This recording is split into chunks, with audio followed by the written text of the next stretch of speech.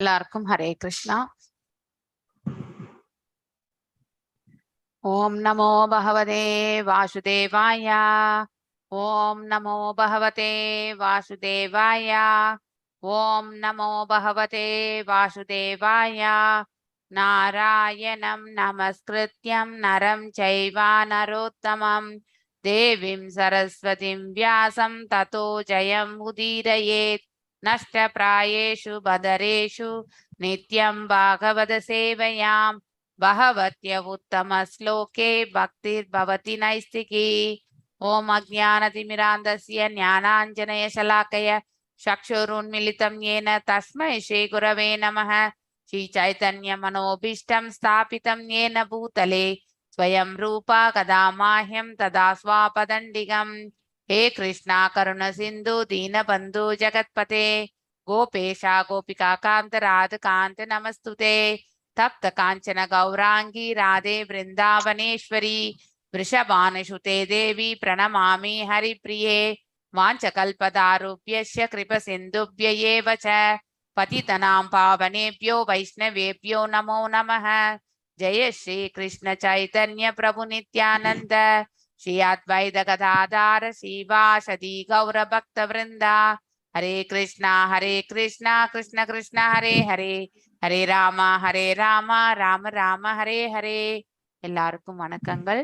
So Prabhupada பிரணத்தியோட நாம் இந்த செஷனை start பண்ணலாம். மாதாஜி நான் பாடவா மாதாஜி? பாடுங்க.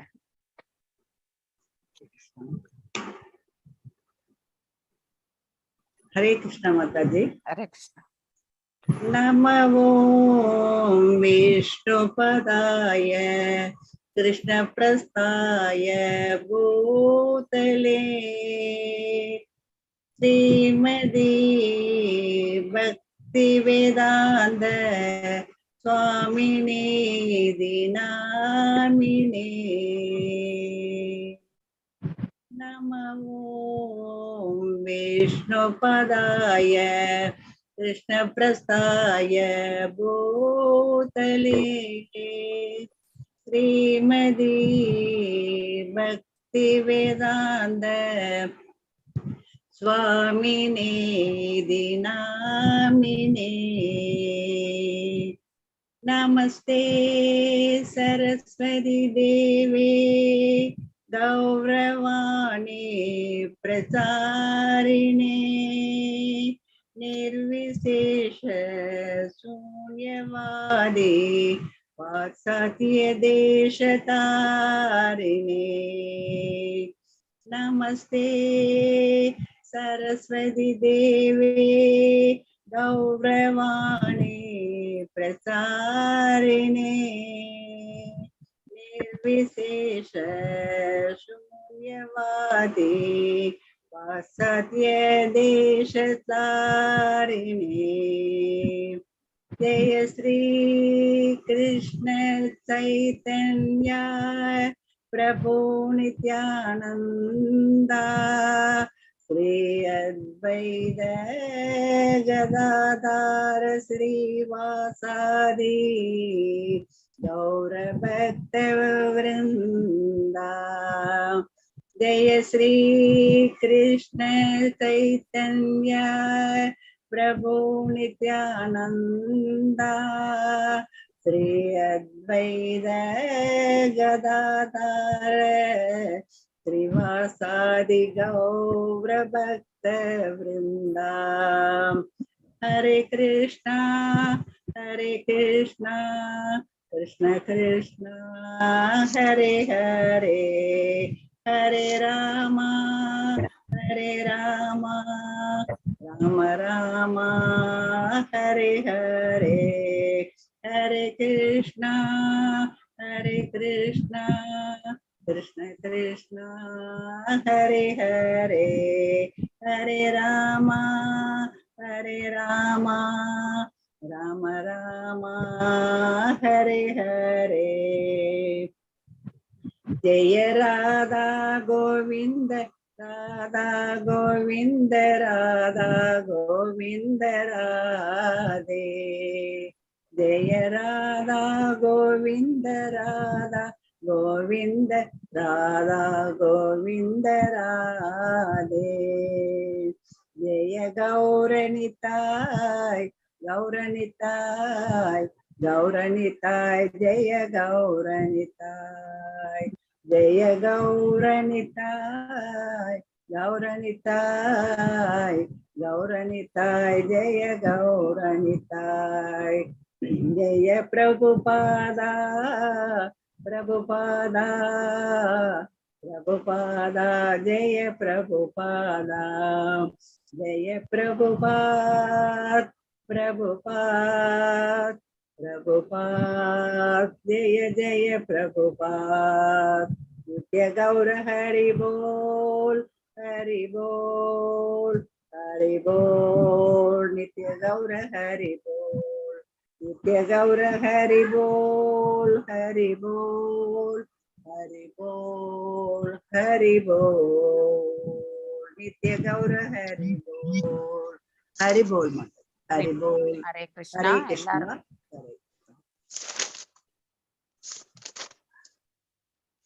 மாதாஜி நீங்க வாசிங்க இன்னைக்கு பதம் 7 லீலை அவதாரங்களை பார்த்துட்டு இருக்கோம். நம்ம பிரம்மதேவர் எடுத்துரைத்துக் கொண்டிருக்கின்றார் லீலை அவதாரங்கள். கிருஷ்ணா பிரபு வந்திருக்காரா? கிருஷ்ணா பிரபு இல்லை.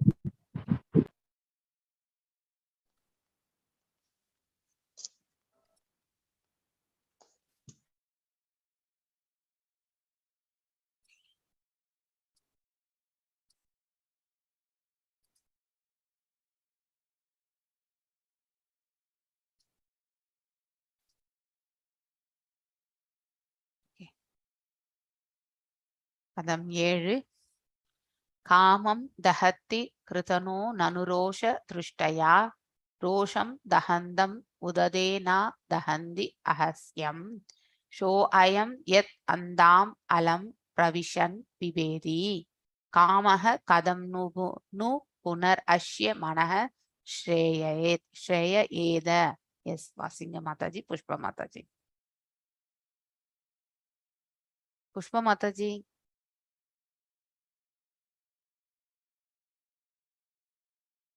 பிரேமா மாதாஜி. हरे कृष्ण हरे माताजी कृष्ण இருங்க மாதாஜி. பிரேமா மாதாஜி இருங்க. புஷ்ப மாதாஜி வந்திருக்காங்க. वासुदेव माताजी வாசிங்க. ஹரே கிருஷ்ண. हरे कृष्ण माताजी। ஹரே கிருஷ்ண. कामं दहति कृदेनो ननुरोष तृष्याः रोषं दहन्तम् उदतेन न दहन्ति अहक्यं सोऽयं यत् अन्तरम् अलं प्रविशन् पिबेति कामः कथं नु पुनरस्य मनश्रेयेद। हरे कृष्णा। காமம் காமம் தகந்தி தண்டிக்க கிருதின் மகா பராக்கிரமம் வாய்ந்தவர்கள் நனு ஆனால் ரோஷ திருஷ்யா கோபமான பார்வையால், ரோஷம் கோபம், அகந்தம் கட்டுப்படுத்தப்பட்டு, உத ஆயினும் தே அவர்கள், ந முடியாது, தகந்தி வெல், தகந்தி வெல், அகத்தியம் பொறுக்க முடியாத, ச அந்த, அயம் அவரை, யத் ஏனெனில், அந்தரம் தமக்குள், அவர், அலம் ஆனால், பிரவிஷன் நுழையும், பிபேதி அச்சமடைகிறது, காம காம காமம், கதம் எப்படி, தூ உண்மையில், புனக மீண்டும், அஷ்ய அவரது, மன மனம், ஸ்ரேயேத அவரிடம் புகலிடம் கொள்ள. மொழிபெயர்ப்பு. சிவபெருமானை போன்ற பராக்கிரமசாலிகள் தங்களின் கோப பார்வையால் காமத்தை வென்று அதை முறியடித்து உள்ளனர். இருப்பினும் கட்டுப்படுத்த முடியாத கோப விளைவுகளிலிருந்து அவர்களால் விடுபட முடியவில்லை. இத்தகைய கோபத்திற்கு பகவானின் இதயத்தில் இடமில்லை. அவர் இவற்றுக்கெல்லாம் மேற்பட்டவர் ஆவார். எனவே அவரது மனதில் காமம் எவ்வாறு உறைவிடம் கொள்ளும்? பொருளுரை. சிவபெருமான் கடும் தவத்துடன் கூடிய தியானத்தில் ஈடுபட்டிருந்த பொழுது காமதேவனான மன்மதன் காம இச்சை எனும் அம்பை அவர் மீது பாய்ச்சினான். இதனால் கோபமடைந்த சிவபெருமான் கடும் கோபத்துடன் மன்மதனை நோக்கியதால் அவனுடைய உடல் உடனே நாசம் செய்யப்பட்டது. சிவபெருமான் மிகவும் சக்தி வாய்ந்தவராக இருப்பினும் அத்தகைய கோபத்தின் விளைவுகளில் இருந்து அவரால் விடுபட முடியாமல் இருந்தது. ஆனால் பகவான் விஷ்ணுவின் நடத்தையில் கோபம் உண்டாக்கும் இத்தகைய சம்பவம் நிகழ்ந்ததே கிடையாது. மாறாக பகவானின் மார்பின் மீது வேண்டுமென்றே உதைத்து அவரது பொறுமையை பிருகு முனி சோதித்தார். ஆனால் பிருகு முனியிடம் கோபப்படுவதற்கு பதிலாக தமது மார்பு மிகவும் கடினமானதாக இருப்பதால் பிருகு முனியின் பாதம் மிகவும் புண்பட்டிருக்கும் என்று கூறி அவரிடம் பகவான் மன்னிப்பை கோரினார். பிருகு பாத எனப்படும் பிருகு முனியின் பாத அடையாளத்தை பகவான் பொறுமையின் அடையாளமாக ஏற்றுக்கொண்டார். அவர் எவ்விதமான கோபத்தாலும் பாதிப்பு அடைவதே இல்லை. எனவே கோபத்தை விட பலம் குறைந்ததான காமத்திற்கு அங்கு எப்படி இடம் இருக்க முடியும்? காமமோ அல்லது ஆசையோ நிறைவேறவில்லை எனில் கோபம் கிடைக்கிறது. ஆனால் கோபமே இல்லையெனில் காமத்திற்கு இடமேது? பகவான் ஆப்த காம எனப்படுகிறார். அதாவது தமது விருப்பங்களை தாமாகவே நிறைவேற்றிக் கொள்பவர் என்பது இதன் பொருளாகும். அவரது ஆசைகளை திருப்திப்படுத்துவதில் ஒருவனுடைய உதவியும் அவருக்கு தேவையில்லை. பகவான் எல்லையற்றவராக இருப்பதால் அவரது விருப்பங்களும் எல்லையற்றவையாக உள்ளன. பகவானை தவிர மற்ற எல்லா ஜீவராசிகளும் எல்லா விஷயங்களிலும் எல்லைக்கு உட்பட்டவர்களாவர். அப்படியானால் எல்லைக்கு உட்பட்டவனால் எல்லையற்றவரின் விருப்பங்களை எப்படி திருப்திப்படுத்த முடியும்? எனவே பரிபூர்ண முழுமுதற் கடவுளிடம் காமமோ கோபமோ கிடையாது. மேலும் சில சமயங்களில் பரமனிடம் காமமும் வரப்பிரசாதமாக கருதப்பட வேண்டும். ஹரே கிருஷ்ணா மாதாஜி. ஹரே கிருஷ்ணா. So காமம் தஹந்தி கிருதனோ நனுரோஷ திருஷ்டயா ரோஷம் தஹந்தம் உததே ந தஹந்தி அஹஸ்யம். So அயம் யத் அந்தாம் அலம் பிரவிஷன் விவேதி காமஹ கதம் நுபனர் அஷ்ய மனஹ ஷயயேதஹ. அதாவது காமம் என்றால் காமம், தஹந்தி தண்டிக்க, கிருதின் மகா பராக்கிரமம் வாய்ந்தவர்கள், நனு ஆனால், ரோஷ திருஷ்டயா கோபமான பார்வையால், ரோஷம் கோபம், தஹந்தம் கட்டுப்படுத்தப்பட்டு, உத ஆயினும், தே அவர்கள், நா முடியாது, தஹந்தி வெல் அகயம் அகஸ்யம் அசஹ்யம் பொறுக்க முடியாத, ச அந்த, அயம் அவரை, யத் ஏனெனில், அந்தரம் தமக்குள், அலம் ஆனால், பிரவிஷன் நுழையும், விபேதி அச்சமடைகின்றது, காமக காமம், கதம் எப்படி, நோ உண்மையில், புனக மீண்டும், அஷ்ய அவரது, மனக மனம், ஷயேத அவரிடம் புகலிடம் கொள்ள. சிவபெருமானை போன்ற பராக்கிரமசாலிகள் தங்களின் கோப பார்வையால் காமத்தை வென்று அதை முறியெடுத்துள்ளனர். சிவபெருமான் மகாவிஷ்ணு மீது கடுந்தவத்தில் எப்பொழுதுமே இருக்கின்றார், ஆழ்ந்திருக்கின்றார். சோ அப்போ ஒரு முறை மன்மதன் அவரை நோக்கி அந்த அவருக்கு வந்து அந்த நோக்கியதால், மன்மதனை நோக்கியதால் கடும் தவம் இச்சை என்னும் அம்பை அவர் மீது பாய்ச்சினான். அதனால அவருக்கு கோபம் கொண்டு அவரை வந்து அந்த நெற்றிக் கண்ணாலே வந்து எரித்ததாக நாம கூட வந்து நிறைய இடங்கள்ல படிச்சிருக்கோம் இல்லையா? அதாவது சிவ இதுல எல்லாமே வந்து இந்த மெயினா சொல்லுவாங்க. அவர் வந்து காமத்தை வென்றவர் அப்படிங்கிறது. சோ சிவபெருமான் கடுந்தவத்துடன் கூடிய தியானத்தில் ஈடுபட்டிருந்த பொழுது காமதேவனான மன்மதன் காம இச்சை என்னும் அம்பை அவர் மீது பாய்ச்சினான். அதாவது இந்த வில்லு அம்பு சொல்றோம் இல்லையா, அந்த மாதிரி. இதனால் கோபமடைந்த சிவபெருமான் கடுங்கோபத்துடன் மன்மதனை நோக்கியதால் அவனுடைய உடல் உடனே நாசம் செய்யப்பட்டு பசம் ஆனான் இல்லையா? ஆனால் மிகவும் சக்தி வாய்ந்தவராக இருப்பினும் சிவபெருமான் அத்தகைய கோபத்தின் விளைவுகளிலிருந்து அவரால் விடுபட முடியவில்லை. கோபத்தை அவர் காட்டியிருக்க வேண்டிய அவசியம் இல்லை இல்லையா? So is elevated devotee. So கோபத்தை அவர் வெளிக்காட்டினார்.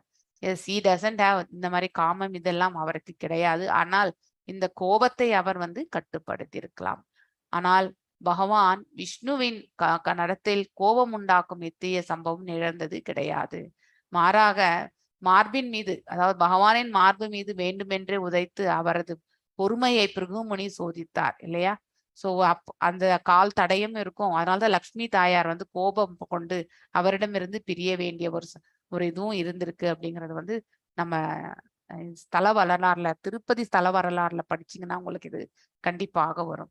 சோ அவரும் பிரிந்து இருந்தார் என்பது சொல்லுவாங்க. சோ ஆனால் மகாவிஷ்ணுவின் பகவான் விஷ்ணுவின் நடத்தில் கோபம் உண்டாக்கும் இத்தகைய சம்பவம் நிகழ்ந்ததே கிடையாது. மாறாக விஷ்ணுவின் மார்பின் வேண்டுமென்று உதைத்த அவரது பொறுமையை பிருகுமுனி சோதித்தார். ஆனால் பிருகுமுனியின் கோபப்படுவதற்கு பதிலாக தமது மார்பு மீது அவருடைய மார்பு மிகவும் கடினமாக இருப்பதால் பிருகுமுனியின் பாதம் வந்து புண்பட்டிருக்குமோ என்று கூறி பகவான் அவரிடம் மன்னிப்பை கூறினார். பிருகுபாத எனப்படும் பிருகுமுனியின் பாத அடையாளத்தை பகவான் பொறுமையின் அடையாளமாக ஏற்றுக்கொண்டார். அதாவது திதிக்ஷா அப்படின்னு சொல்லுவோம் இல்லையா? 2.12 ஸ்லோகம்ல கூட இந்த வார்த்தை வந்து நீங்க செக் பண்ணீங்கன்னா கிடைக்கும்.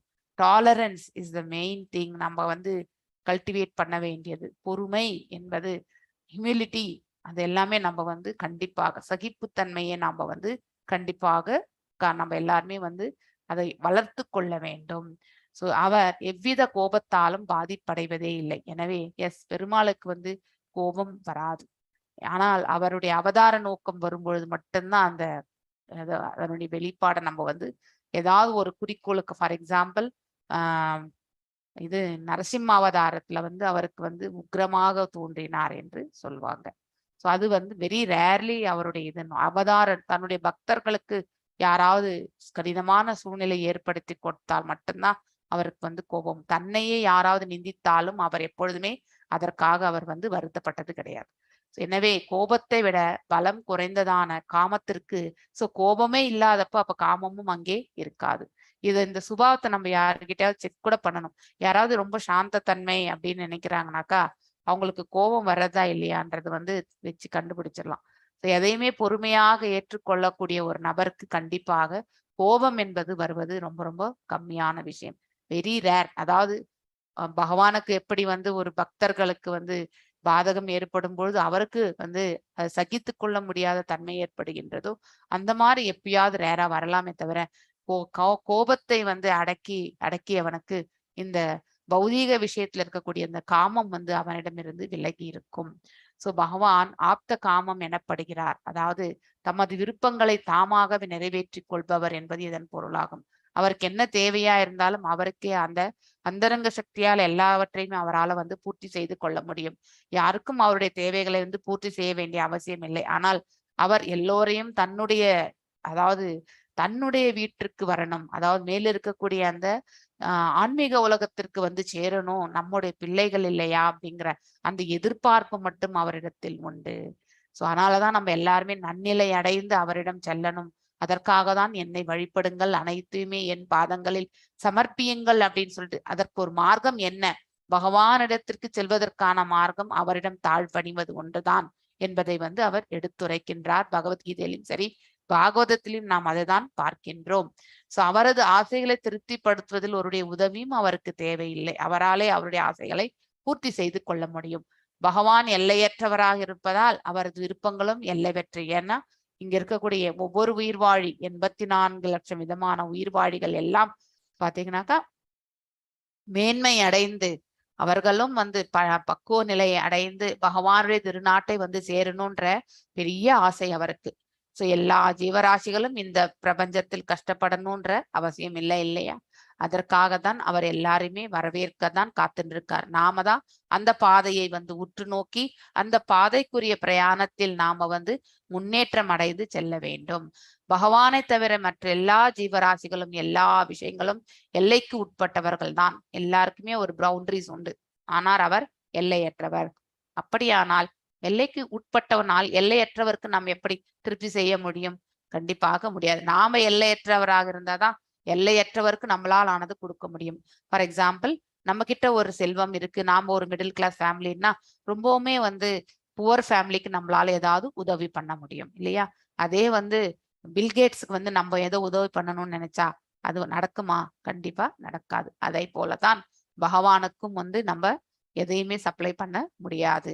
நம்மளுடைய பிரேம பக்தி ஒன்றுதான் அவருக்கு சமர்ப்பணம் செய்ய முடியும். அது ஒன்றுதான் அவரும் நம்ம கிட்ட எதிர்பார்க்கிறார். வேற எதையுமே வந்து எதிர்பார்க்கிறது கிடையாது.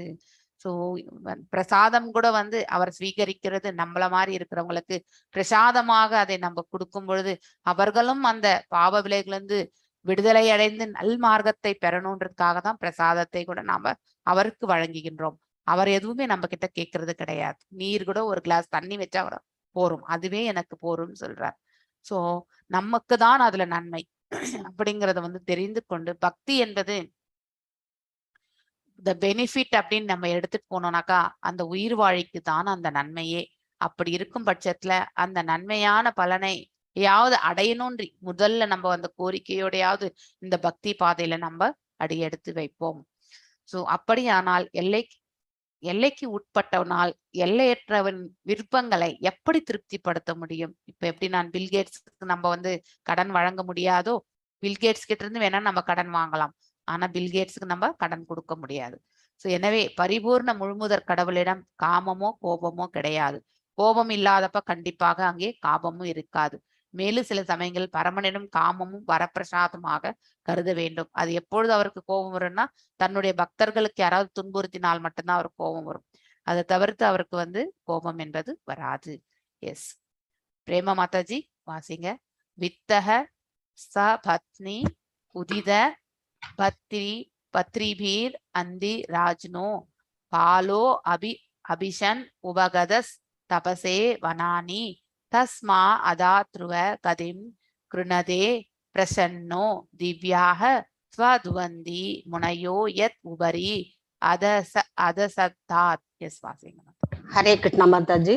ஹரே கிருஷ்ண. வித்தக சபத்னி உதித பத்ரிபிர் அந்திராஜ்னோ பாலோ பிசன் உபகதஸ்தபசே வனானி தஸ்மா அதாத்ருவ கதிம் கிருணதே பிரசன்னோ திவ்யாஸ்து வந்தி முனையோ யத் உபரி அதஸ்தாத். வித்தக அதனால் கொடுமைப்படுத்தப்பட்டு, சபத்னி இரண்டாம் மனைவி, உதித்த அவரால் கூறப்பட்ட, பத்ரிபிகி கூறிய சொற்களால், அந்தி சற்று முன், ராஜனின் பாலக சிறுவன் ஒருவன், அபி ஆயினும், சன் அவ்வாறு இருப்பதால், உபகதக மேற்கொண்டான், தபசே கடந்தவங்கள், வனானி அடர்ந்த காட்டில், தஸ்மை எனவே, அதாத் பரிசாக அளித்தார், திருவ கதிம் துருவ லோகத்திற்கு செல்லும் வழியை, கிருணதே வேண்டப்பட்டதால், பிரசன்ன திருப்தியுற்று, திவ்யாக மேலுலக வாசிகள், யத் அதன் பயனாக உபரி மேல், அதஸ்தாத் கீழ். மொழிபெயர்ப்பு. துருவன் ஒரு சிறுவனாக இருந்தும் தன் தந்தையான அரசரின் இரண்டாவது மனைவியால் கடும் சொற்களால் அவமானப்படுத்தப்பட்டதால் காட்டில் கடும் தவத்தை மேற்கொண்டார். அவருடைய பிரார்த்தனையில் திருப்தி அடைந்த பகவான் பெரும் முனிவர்களால் வழிபாடு செய்யப்பட்டு வரும் துருவலோகத்தை அவருக்கு அளித்தார். பொருளுரை. மிகச்சிறந்த பக்தரும் உத்தானபாத மகாராஜனின் புதல்வருமான இளவரசர் துருவன் 5 வயது மட்டும் நிரம்பிய நிலையில் தனது தந்தையின் மடி மீது அமர்ந்திருந்தார். அரசனும் அவரை தட்டு கொடுத்து கொண்டிருந்தார். துருவனின் மாற்றாம் தாய் இதை விரும்பவில்லை. இதனால் மடியில் இருந்த அவனை கீழே பிடித்தெழுத்து தனக்கு அவர் மகனாக பிறக்காததால் அரசனின் மடியில் அமரும் தகுதி அவருக்கு இல்லை என்று கூறினாள். மாற்றாம் தாயின் செயலால் சிறுவன் அவமானமடைந்தான். அவரது தந்தை 2வது மனைவியிடம் அளவுக்கு அதிகமான பற்று கொண்டிருந்ததால் அவரும் அதை தடுக்கவில்லை. இச்சம்பவத்திற்கு பின் இளவரசரான துருவன் தனது சொந்த தாயிடம் சென்று முறையிட்டார். ஆனால் எந்த நடவடிக்கையும் எடுக்க முடியாத அவள் கண்ணீர் விட்டாள். தன் தாயிடம் வினவினார். அதற்கு ஆனால் எந்த நடவடிக்கையும் எடுக்க முடியாத அவள் கண்ணீர் விட்டாள். தன் தாயிடம் வினவினான். அதற்கு பகவான் மட்டும்தான் உதவ முடியும் என்று நிராதரவான நிலையிலிருந்து ராணி பதில் கூறினாள். பகவான் எங்கு காண முடியும் என்று சிறுவன் கேட்டான். அங்கு ராணி பெரும் முனிவர்கள் சில சமயங்களில் பகவானை அடர்ந்த காட்டினுள் காண்கின்றனர் என்று பதில் கூறினாள். உடனே சிறுவனான இளவரசர் தன் நோக்கத்தை அடைவதற்காக காட்டினுள் சென்று கடும் தவங்களை மேற்கொள்ள முடிவு செய்தார். இளவரசனான துருவன் தனது ஆன்மீக குருவான ஸ்ரீ நாரத முனியின் உபதேசத்தின் கீழ் கடும் தவத்தை மேற்கொண்டார். இந்நோக்கத்திற்காக நாரத முனிவரை பகவானை அங்கு அனுப்பி வைத்தார். துருவனுக்கு நாரதர் ஓம் நமோ பகவதே வாசுதேவாயா என்னும் 18 அட்சரங்களை கொண்ட மந்திரத்தை உபதேசித்து அவருக்கு தீட்சை அளித்தார். பிறகு பகவான் வாசுதேவன் 4 கரங்களுடன் கூடிய விஷ்ணுகர்ப ரூபத்தில் தோன்றி 7 நட்சத்திரங்களுக்கு மேலே உள்ள ஒரு கிரகத்தை இளவரசருக்கு அளித்தார். இவ்வாறாக தான் மேற்கொண்ட காரியத்தில் வெற்றி அடைந்த துருவன் பகவானை நேருக்கு நேராக கண்டு தனது தேவைகள் அனைத்தையும் நிறைவேற்றப்பட்டு திருப்தி அடைந்தார். இளவரசரான துருவ மகாராஜனுக்கு அளிக்கப்பட்ட கிரகம் நிலையானதொரு வைகுண்ட லோகமாகும். இது பரம புருஷரான வாசுதேவனின் விருப்பத்தால் ஜடவெளியில் எழுந்தருள செய்யப்பட்டதாகும். இந்த கிரகம் ஜடவெளிக்குள் இருந்தாலும் பிரளய காலத்தில் இது அழிவுக்கு உட்படாமல் அதன் இடத்திலேயே நிலையாக நிற்கக்கூடியதாகும். மேலும் என்றுமே அழிவுக்கு உட்படாத ஒரு வைகுண்ட லோகமாக இது இருப்பதால் இவ்வுலகம் 7 நட்சத்திரங்களின் வாசிகளாலும் வழிபடப்பட்டு வருகிறது. இந்த நட்சத்திரங்கள் துருவலோகத்திற்கு கீழே உள்ளன. துருவலோகத்திற்கு மேலே உள்ள கிரகவாசிகளும் கூட இதை வழிபடுகின்றனர். பிருகு மகரிஷியின் கிரகம் துருவலோகத்திற்கு மேற்புறத்தில் அமைந்துள்ளது. எனவே தமது தூய பக்தரை திருப்திப்படுத்துவதற்காக பகவான் கிருஷ்ணிகர்பராக அவதரித்தார். மேலும் இளவரசனான துருவன் மற்றொரு தூய பக்தரான நாரதரால் தீட்சை அளிக்கப்பட்ட பின் மேலே குறிப்பிடப்பட்ட மந்திரத்தை ஜபித்ததினால் இப்பூரணத்துவத்தை அடைந்தார். உறுதியான மனம் படைத்த ஒருவரால் பகவானை நேரில் சந்திக்கக்கூடிய மிக உயர்ந்த பூரணத்துவத்தை அடைய முடியும். மேலும் ஒரு தூய பக்தரால் வழிகாட்டப்படுவதாலும் எப்படியாவது பகவானை சந்தித்து விட வேண்டும் என்ற உறுதியான தீர்மானத்தாலும் தானாகவே அவர் பகவானை காண்பதில் முன்னேறி செல்கிறார். துருவனை பற்றிய விவரங்களை 4ஆம் காண்டத்தில் இன்னும் விளக்கமாக படித்தறியலாம். ஹரே கிருஷ்ணா மாதாஜி. ஹரே கிருஷ்ணா. இன்னும் டீட்டெயிலா துருவ நட்சத்திரம் அதுக்கப்புறம் துருவ லோகத்தை பற்றி நம்ம 4th கேண்டால இன்னும் டீட்டெயிலா படிக்கலாம். இப்ப ஹை லெவலா இங்க சொல்லி இருக்கிறத விட நம்ம அந்த போக்கஸ் அங்கே நிறுத்தலாம். வித்தக ஸ்வபத்னி உதித பத்ரிபீர் அந்தி ராஜ்னோ பாலோ அபிசன் உபகஸ்தபசே வனானி தஸ்மா அதா த்ருவ கதிம் கிருதனதே பிரசன்னோ திவ்யாக ஸ்வாதுவந்தி முனையோ யத் உபரி அதஸ்தாத். அதாவது வித்த அதனால் கொடுமைப்படுத்தப்பட்டு பத்னி 2ஆம் மனைவி உதித அவரால் கூறப்பட்ட பத்ரிபி கூறிய சொற்களால் அந்தி சற்று முன் ராஜனின் பால சிறுவனொருவன் அபி ஆயினும் சன் அவ்வாறு இருப்பதால் உபகதக மேற்கொண்டான் தபசே கடுந்தவங்கள் வனானி அடர்ந்த காற்றில் தஸ்மை எனவே அதாத் பரிசாக அளித்தார் துருவகதிம் துருவலோகத்திற்கு செல்லும் ஒரு வழியை கிருணதே கிருணதே வேண்டப்பட்டதால் பிரசன்ன திருப்தியுற்று திவ்யா மேலுலக வாசிகள் எத் அதன் பயனாக உபரி மேல் அதசாத் கீழ் துருவன் ஒரு சிறுவனாக இருந்தபோது தன் தந்தையான அரசரின் இரண்டாவது மனைவியால் கடுஞ்சொற்களால் அவமானப்படுத்தப்பட்டதால் காட்டில் கடுந்தவத்தை மேற்கொண்டார். அவருடைய பிரார்த்தனையில் திருப்தி அடைந்த பகவான் பெரும் முனிவர்கள் வழிபாடு செய்யப்படுவதற்கு துருவலோகத்தை அவருக்கு அளித்தார். சோ அங்கே அதாவது முனிவர்கள் எல்லாமே அங்கு சென்று அங்கே சேவிக்கக்கூடிய இடத்தை பகவான் துருவனுக்கு அளித்தார். சோ மிகச்சிறந்த பக்தரும் உத்தானபாத மகாராஜனின் புதல்வருமான இளவரசன் துருவன் 5 வயது மட்டுமே நிரம்பிய நிலையில் தன் தந்தை மீது அமர்ந்திருந்தார். அப்பொழுது அரசன் அவரை அந்த வாஞ்சையோட எப்பவுமே அந்த பரிவு என்பது இருக்கும் இல்லையா, பாசம். சோ அதுல அவர் தடவி கொடுத்திருந்தார். துருவனின் மாற்றான் தாய் இதை விரும்பவில்லை. ஏனென்றால் தன்னுடைய பிள்ளைதான் அடுத்து அரசாளனும் என்று அவருக்கு அந்த எதிர்பார்ப்பு. சோ இவனை ஆதரிக்கவில்லை. ஆனால் முதல் மகனுக்கு தான் எப்பொழுதுமே அந்த வாய்ப்பு உள்ளது என்பது எல்லாருக்கும் தெரியும். இதனால் மடியிலிருந்து அவரை கீழே பிடித்திழுத்து தனக்கு அவர் மகனாக பிறக்காததால் அரசரின் மடியில் அமரும் தகுதி அவருக்கு இல்லை என்று கூறினாள்.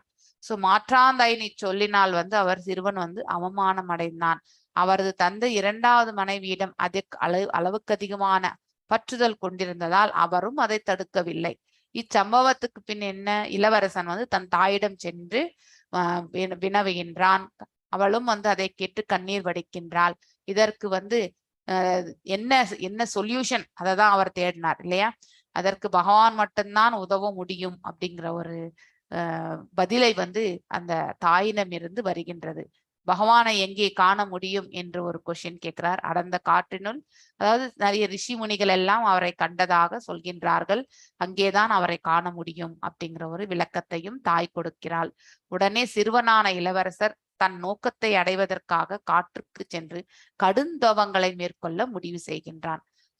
அப்பொழுது நாரத மகாரிஷி பகவானால் அனுப்பப்பட்டவர். சோ அவர் துருவனை சந்தித்து அவருக்கு குருவாகி அந்த உபதேசத்தை ஓம் நமோ பகவதே வாசுதேவாய அந்த மந்திரத்தை 18 அதாவது சொற்களை உடைய அந்த மந்திரத்தை உபதேசிக்கின்றார்.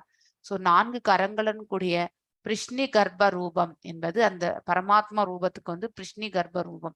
7 நட்சத்திரங்களுக்கு மேல் உள்ள ஒரு கிரகத்தை இளவரசருக்கு அளித்தார். அவனுடைய பக்தியை மெச்சி, அவனுடைய தவத்தை மெச்சி.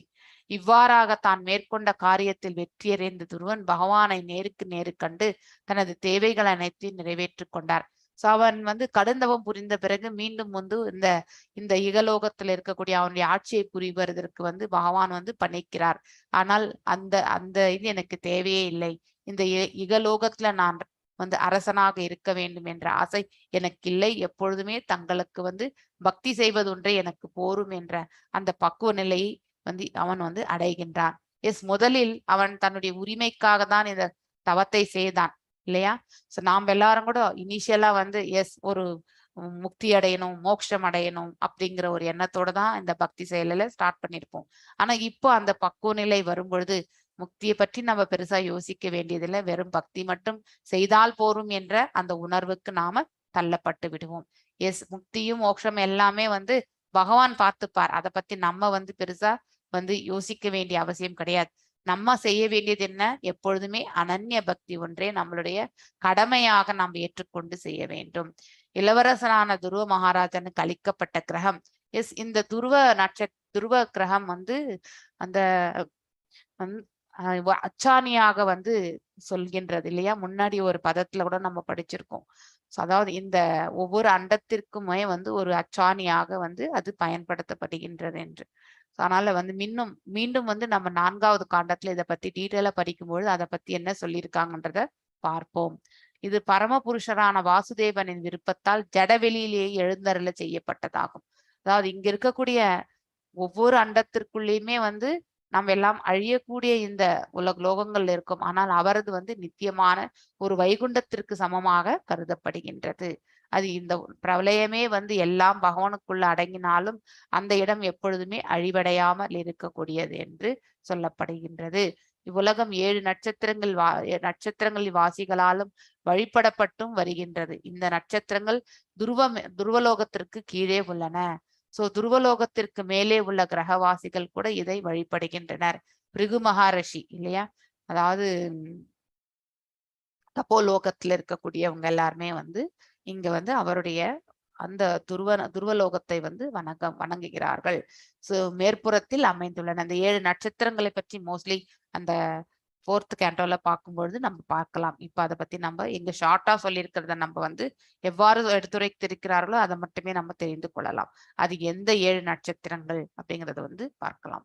எனவே தமது தூய பக்தரை திருப்திப்படுத்துவதற்காக பகவான் கிருஷ்ணி கர்ப்பராக அவதரித்தார். மேலும் இளவரசரான துருவன் மற்றொரு தூய பக்தரான நாரதரால் தீட்சை அளிக்கப்பட்ட மேலே குறிப்பிட்ட மந்திரத்தை ஜபித்ததனால் இப்பூரத்துவத்தை அடைந்தார். உறுதியான மனம் படைத்த ஒருவனால் பகவானை நேரில் சந்திக்கக்கூடிய மிக உயர்ந்த பூர்ணத்துவத்தை அடைய முடியும்.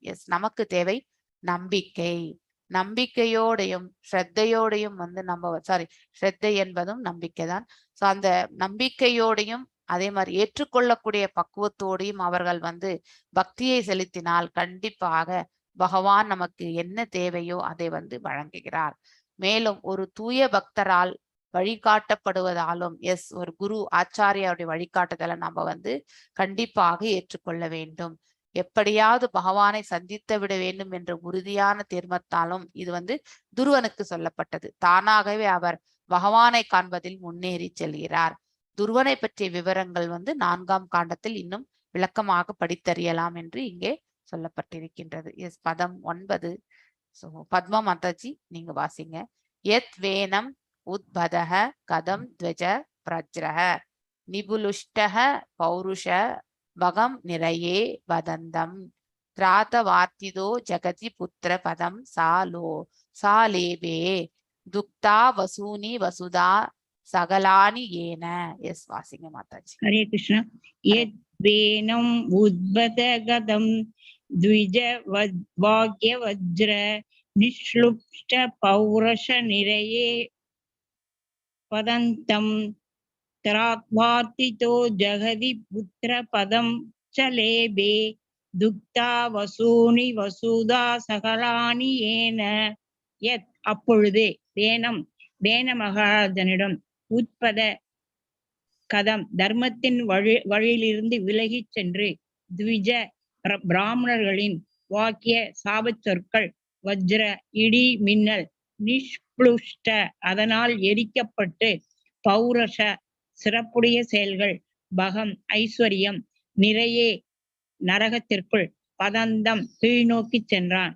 திருத்வா விடுவித்ததன் மூலம் அர்த்தித் அதற்காக அவ்வாறு வழிபட்டு ஜகதி உலகின் மீது புத்திர பதம் புத்திரனின் நிலை அத்துடன் லேபே பெற்றார். துக்தா பயன்படுத்தி கொண்டார். வசூனி விளைச்சல் வசுதா பூமி சகலானி எல்லா வகையான ஏன எவரால். மொழிபெயர்ப்பு. வேன மகாராஜன் தர்மத்தின் பாதையிலிருந்து விலகிச் சென்றான். பிராமணர்களும் வஜ்ர சாபத்தின் மூலமாக அவனை தண்டித்தனர். இதனால் வேன மகாராஜன் அவனது நற்கர்மங்களுடனும் ஐஸ்வர்யத்துடனும் எரிக்கப்பட்டு நரகத்திற்கு அனுப்பப்பட்டான்.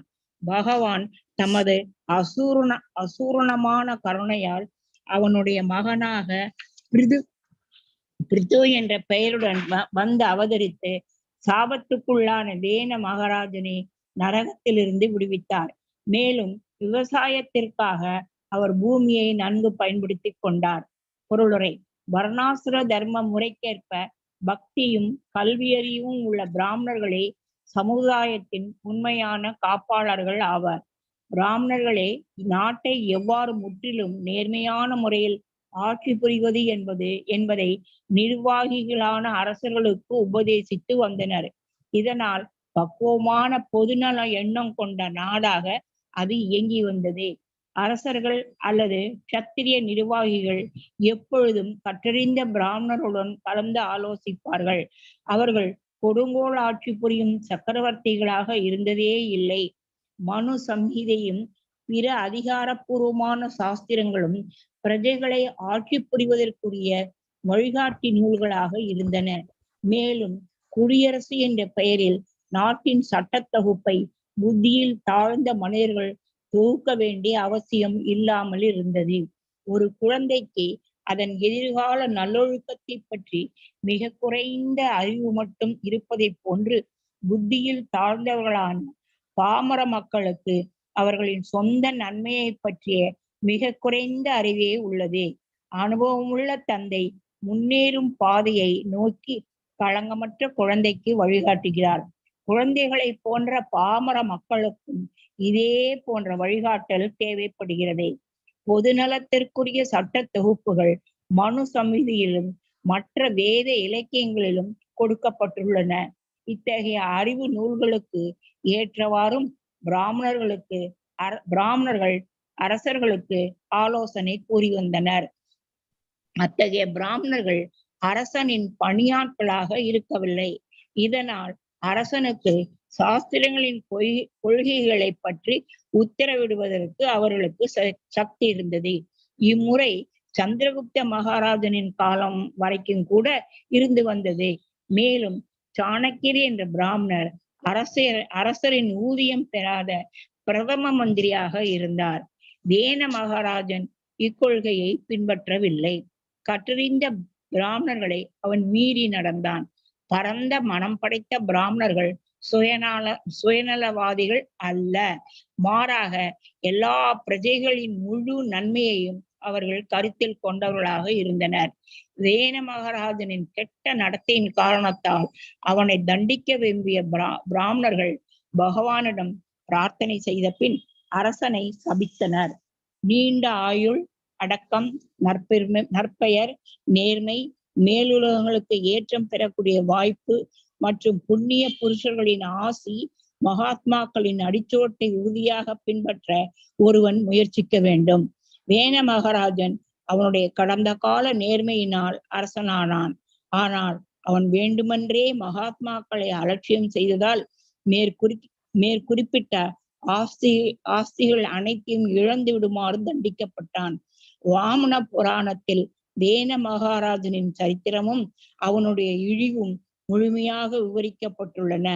தம் தந்தையான வேனன் மிலேச்சு குடும்பத்தில் பிறந்து குஷ்ட நோயால் துன்பப்பட்டு கொண்டிருக்கிறான் என்பதை கேள்விப்பட்ட உடனே பிருது மகாராஜன் குருக்ஷேத்திரத்திற்கு அவனை அழைத்து வந்து எல்லா துன்பங்களிலிருந்தும் அவனை விடுவித்தார். பகவானின் அவதாரமான பிருது மகாராஜன் பூமியிலிருந்து ஒழுங்கின்மையை சரிப்படுத்துவதற்காக பிராமணர்களின் பிரார்த்தனையின் மூலமாக வந்து அவதரித்தார். எல்லா வகையான பயிர்களையும் அவர் உற்பத்தி செய்தார். ஆனால் அதே சமயம் தந்தையை நரகமான சூழ்நிலையிலிருந்து விடுவிக்க வேண்டிய ஒரு மகனின் கடமையையும் அவர் நிறைவேற்றினார். புதர் என்றால் புத் என்றழைக்கப்படும் நரகத்திலிருந்து விடுவிப்பவர் என்று பொருள்படும். இதுவே தகுதியுள்ள ஒரு புத்திரனுக்குரிய அடையாளமாகும். ஹரே கிருஷ்ணா. சோ இங்கே பிருது மகாராஜானுடைய குளோரிபிகேஷன் இல்லையா? சோ அவர் தன் தந்தையை எவ்வாறு ரட்சித்தார், சோ அவரும் பகவானுடைய ஒரு அவதாரம் என்பதும் இந்த பதத்திலிருந்து நமக்கு புரிய வருகின்றது. யத் வேனம் உத்பதஹ கதம் த்விஜ வஜ்ரஹ நிபுலுஷ்ட பௌருஷ பகம் நிறையதே பதந்தம் கிராதவர்த்ததோ ஜகதி பத்ரபதம் சா லேபே துக்தா வசூனி வசுதா சகலானி ஏனஹ. எத் அப்பொழுது வேணு மகாராஜனிடம் உத்பத கதம் தர்மத்தின் வழியிலிருந்து விலகிச் சென்று த்விஜ பிராமணர்களின் வாக்கிய சாப சொற்கள் வஜ்ர இடி மின்னல் நிஷ்ப்ளலுஷ்ட அதனால் எரிக்கப்பட்டு பௌருஷ சிறப்புடைய செயல்கள் பகம் ஐஸ்வர்யம் நிறையே நரகத்திற்குள் வதந்தம் கீழ்நோக்கி சென்றான். திராத்வா விடுவித்ததன் மூலம் அர்த்தி அதற்காக அவர் வழிபாட்டு, ஜெகதி உலகன் மீது, புத்திரபதம் புத்திரனின் நிலையை, சா அத்துடன், லேபே பெற்றார், துக்தா பயன்படுத்தி கொண்டார், வசூனி விளைச்சல், வசுதா பூமி, சகலானி எல்லா வகையான, ஏனக எவரால். அதாவது வேணு மகாராஜன் தர்மத்தின் பாதையிலிருந்து விலகி சென்றார். சோ அரசர் என்பவர்கள் எப்பொழுதுமே தர்மத்தின் தரப்பில் தன்னுடைய செயல்பாடுகளை அமைத்து கொள்ள வேண்டும். அவர்களுக்கு மந்திரிகளாக இருப்பவர் எல்லாம் பிராமணர்கள். அவர்களுடைய கைடன்ஸ், அவங்க அவர்கள் என்ன எடுத்துரைக்கின்றார்கள், எதை வழி நடத்தணும்ன்ற ஒரு அட்வைஸ் இல்லையா, அட்வைசரி போர்டு அவங்கதான். அவங்க சொல்றத அரசன் கேட்டு அதனுடைய அரசை எப்பொழுதும் ஆளரும். சோ அதனால ஜனகர் முதலானோர் எல்லாருமே அந்த மாதிரியான ஒரு செயின்ட்லி கிங்ஸா வாழ்ந்துட்டு போனாங்க. சோ இங்க வேணு மகாராஜன் அந்த அத்தகைய இதுல இருந்து அவன் விலகி சென்றான். பிராமணர்களுக்கு வஜ்ர சாபத்தின் மூலமாக அவனை தண்டித்தனர். பிராமணர்களும் அதாவது பகவானிடத்தில் வேண்டி அவருக்கு சாபத்தை கொடுத்தனர். இதனால் வேண மகாராஜன் அவனது நற்கர்மங்களுடன் ஐஸ்வர்யங்களுடன் எரிக்கப்பட்டு, அதாவது அவனிடம் இருந்த அந்த ஐஸ்வர்யங்கள் எல்லாமே விலக்கப்பட்டது. நரகத்திற்கு அவன் அனுப்பப்பட்டான். அதையெல்லாம் எடுத்துட்டு பகவான் தமது அசுரணமான கருணையால், அதாவது அவருடைய கருணையால், பகவானுடைய கருணையால் அவருக்கு மகனாக பிறந்து பிருது என்ற பெயருடன் அவதரித்து சாபத்தில் உள்ளான வேண மகாராஜனை நரகத்திலிருந்து விடுபட்டார். நம்மளுடைய முன்னோர்களை எல்லாம் கண்டிப்பாக நாம விடுவிக்கணும் இல்லையா, அதுக்குதான் நாம ஸ்ராத்தம் செய்யறோம். சோ அதே மாதிரிதான் இங்கேயும் வேண மகாராஜனை நரகத்திலிருந்து அவர் தப்பிக்க செய்தார். சோ யாரு? இந்த பிருகுமுனி. பிருகுமுனி வேற யாரும் இல்லை, அவருடைய இன்னொரு இன்கார்னேஷன். மேலும் விவசாயத்திற்காக அவர் பூமியை நன்கு பயன்படுத்தி கொண்டார். சோ அவர் என்ன செய்தார்? விளைச்சல் எல்லாமே செய்ய வைத்தார். சோ வர்ணாசிரம தர்ம முறைக்கேற்ப பக்தியும் கல்வரியும் உள்ள பிராமணர்களை சமுதாயத்தின் உண்மையை காப்பாளர்கள் ஆவர். ஏனென்றால் ஞானத்தை பெற்றவர்கள் அவர்கள் இல்லையா. பிராமணர்களே நாட்டை எவ்வாறு முற்றிலும் நேர்மையான முறையில் ஆட்சி புரிவது என்பதை நிர்வாகிகளான அரசருக்கு உபதேசித்து வந்தனர் அந்த காலகட்டத்துல இல்லையா. தரிதராஷ்டிரன் இதுல கூட பாத்தீங்கன்னா நம்ம துரோணாச்சாரியாருடைய தங்கையினுடைய கணவர் அவர்தான் இருந்தார். சோ கிருபாச்சாரியார் அவருடைய வழிநடத்துதல் பேர்ல தான் இந்த அரசாண்டை அவர்கள் ஆண்டார்கள். எல்லாருக்குமே இது மாதிரி ஒரு பிராமணர் என்பவர் உண்டு. இதனால் பக்குவமான பொதுநலம் இனம் கொண்ட நாடாக அது இயங்கி வந்தது. அரசர்கள் அல்லது சத்திரிய நிர்வாகிகள் எப்பொழுதும் கற்றறிந்த பிராமணர்களும் கலந்தாலோசிப்பார்கள். எப்பவுமே அவங்களுடைய குரூப் டிஸ்கஷன் கண்டிப்பா இருக்கும். அவர்கள் கொடுங்கோல் ஆட்சி புரியும் சக்கரவர்த்தியாக இருந்ததே கிடையாது. நல்ல ஆட்சி புரிவதற்கு பிராமணர்களுடைய சப்போர்ட் தேவை இல்லையா. அவர்களும் மனு சமீதையில கூட பிற அதிகாரப்பூர்வமான சாஸ்திரங்களிலும் பிரஜைகளை ஆட்சி புரிவதற்கு வழிகாட்டி நூல்களாக இருந்திருக்கின்றன இந்த மனு சமீதை என்பது. மேலும் குடியரசு என்ற பெயரில் நாட்டின் சட்ட தொகுப்பை புத்தி தாழ்ந்த மனிதர்கள் தொகுக்க வேண்டிய அவசியம் இல்லாமல் இருந்தது. அதாவது நம்ம இந்திய இதுல கூட பாத்தீங்கன்னாக்கா அம்பேத்கர் அவர்கள் அழகான அதாவது சட்ட திட்டங்கள் எல்லாம் ஏற்றிட்டு போனார். ஆனா அவர் சொன்னபடி இத்தனை ஆண்டுகள் மட்டும்தான் இந்த சலுகைகள் என்று இருந்தது. ஆனால் காலப்போக்கில் நம்மளுடைய அரசியல்வாதிகள் அவங்களுடைய ஓட் பேங்குக்காக இதை இன்னும் அதை எக்ஸ்டெண்ட் பண்ணி இன்னும் எக்ஸ்டெண்ட் பண்ணிட்டுதான் இருக்கிறோம் இல்லையா. சோ ஒரு சமுதாய பிரிவை மேன்மையான பகுதிக்கு எடுத்து வருவது என்பது தலையாய கடமை சட்டத்திட்டங்கள் இயற்றுபவரிடத்தில் உண்டது. ஆனால் அந்த சட்ட திட்டத்தை இத்தனை ஆண்டுகள் தான் உபயோகப்படுத்தணும். அந்த சமுதாயம் மேன்மை அடைந்த பிறகு அதே சலுகையை நாம கடைசி வரைக்கும் கொடுத்தா அப்ப அவர்களுக்கு அந்த பொட்டன்சி, அதாவது அவர்களுடைய ஆற்றல், அவர்கள் என்ன செயல்பாடு, அந்த அறிவு இல்லாமலே இருந்தா கூட 40% மார்க் எடுத்தா கூட அவங்களுக்கு என்ட்ரி கொடுத்துட்டாக்கா அப்ப குவாலிட்டியா நம்ம ஒரு நிர்வாகத்தை வழங்க முடியாது. அவர்களை மேன்மைப்படுத்த வேண்டும். That is right. ஒரு குறிப்பிட்ட காலம் 5 ஆண்டுகள் 7 ஆண்டுகள் என்று வழங்கப்பட்டது என்பதை அதை நாம் அதோடு நிறுத்தி இருக்கணும். ஆனால் நம்ம இருக்கக்கூடிய அதாவது சட்ட திட்டங்களை இன்னும் அதை நம்ம உபயோகப்படுத்தி கொண்டுதான் இருக்கின்றோம். ஏனென்றால் நாம அரசு ஆளணும் அப்படிங்கிறதுக்காக இதை சலுகை வழங்குகின்றேன் என்று நம்ம ஒரு கண் துடைப்பா உபயோகப்படுத்தி நாம் இதை செய்து கொண்டிருக்கின்றோம் இல்லையா? அதை பத்தி தான் இங்க வந்து எடுத்துரைக்கப்பட்டிருக்கின்றது. ஸோ நாம மீண்டும் மீண்டும் என்ன செய்யறோம், அதை வந்து எக்ஸ்டென்ஷன் பண்ணிட்டே போறோம். அதனாலதான் நமக்கு குவாலிட்டியான ஒரு அட்மினிஸ்ட்ரேஷன் என்பது நமக்கு கிடையாது. ஸோ நல்ல குவாலிட்டியா இருக்கக்கூடியவங்க வந்து அவங்களுக்கு கட் ஆஃப் மார்க்ல போயிடுறது இல்லையா? ஆனா அதே வந்து இந்த பிரிவினருக்கு மட்டும் நம்ம கடைசி வரைக்கும் கொடுத்துட்டே போகணும்ன்ற இதுவும் சொல்லிட்டே வரோம். இது வந்து தவறு. ஸோ யாரெல்லாம் வந்து அதாவது ஆற்றல் உடையவர்களாக அவங்களுடைய திறமை வாய்ந்தவர்களுக்கு நம்ம கண்டிப்பாக வந்து ஆப்பர்ச்சுனிட்டி கொடுக்கணும். அதனால ஒரு சமுதாயம் என்பது முன்னேற்றம் அடையும். அதனால் அவர்களால் வந்து நல்ல ஆட்சியை வந்து நடத்த முடியும். ஸோ அட்மினிஸ்ட்ரேஷன் பொசிஷன்ல இந்த ஆப்ஷன் வந்து ரொம்பவுமே முக்கியம். ஸோ எதற்காக இது வழங்கப்பட்டது அப்படிங்கிறத வந்து நாம புரிந்து கொள்ள வேண்டும். ஒரு குழந்தைக்கு அதன் எதிர்கால நல்லொழுக்கத்தை பற்றி மிக குறைந்த அறிவு மட்டுமே இருப்பதை போன்று புத்தியில் தாழ்ந்தவர்களான பாமர மக்களுக்கு அவர்களின் சொந்த நன்மையை பற்றி மிக குறைந்த அறிவே உள்ளது இல்லையா? அனுபவமுள்ள தந்தை முன்னேற்ற பாதையை நோக்கி களங்கமற்ற குழந்தைக்கு வழிகாட்டுகிறார். இதுதான் நாம எல்லாருமே செய்ய வேண்டியது, செய்து கொண்டிருந்தது கூட. ஆனா அதற்குன்னு ஒரு காலகட்டம் அவனும் நல்ல அதாவது சிறு பிராயத்துல நாம வழிகாட்டுகின்றோம். ஒரு 5, 6 வயசு 10 வயசு ஆன பிறகு, அதே 14, 15 ஆண்டுகள் வாழ்ந்த பிறகு அந்த புத்தியை அவன் வளர்த்து கொண்டிருக்க வேண்டும் இல்லையா? அதே சலுகையில வந்து இன்னும் புத்தி இல்லாமலே அவன் கடைசி வரைக்கும் வாழ்ந்தார்னா அது வந்து தவறு. கடைசி வரைக்குமே யாருமே வழி நடத்த முடியாது. நமக்கும் வந்து அந்த பகுத்தறிவை வந்து வளர்த்து கொள்ளணும் என்ற அந்த நிலைக்கு நாம செல்ல வேண்டும். எப்பொழுதும் சலுகையிலே நம்ம வாழக்கூடாது இல்லையா? அதேதான் வந்து இந்த இடத்துல நம்ம சுட்டி காட்டப்படுகின்றது. பொது நலத்திற்குரிய சட்ட தொகுப்புகள் மனு சம்ஹிதையிலும் மற்ற வேத இலக்கியங்களிலும் கொடுக்க. சாணக்கிய அர்த்த சாஸ்திரம் கூட அதுதான் ஒன் ஆஃப் த பிலாசபி. 6 பிலாசபில வந்து அதுவும் ஒன்று. இத்தகைய அறிவு நூல்களுக்கு ஏற்றவாறும் பிராமணர்களும் அரசர்களும் ஆலோசனைகள் கூறி வந்திருந்தனர். ஆனால் அத்தகைய பிராமணர்கள் அரசனின் பணியாட்களாக இருப்பதில்லை. ஆலோசனை மட்டும் வழங்கப்பட்டது. அவர்களுக்கு எந்த வெகுமதியும் கிடையாது. அவர்கள் சம்பளத்துக்கு வேலை செய்தது கிடையாது.